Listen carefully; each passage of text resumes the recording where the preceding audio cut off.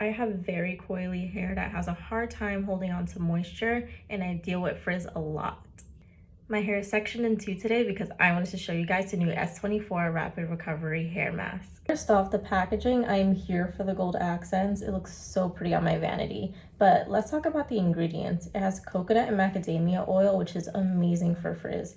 It also has shea butter, which helps to lock in moisture, which I need. Second, the smell. It smells like a citrus smoothie and it looks really creamy.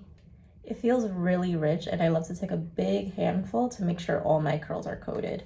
I like to mask at least once a week. I section my hair off in two and I leave it for at least 5 minutes. This mask just glides through my hair. I especially like to make sure I get it nice and coated throughout my ends, just to make sure they're nice and hydrated. Some ASMR.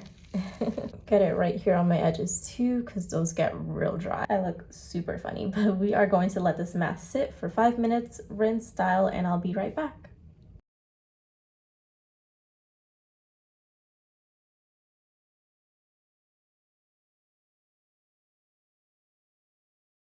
My hair is so soft to the touch and moisturized. I really needed a hair mask that can lock in moisture, and the S24 mask does that.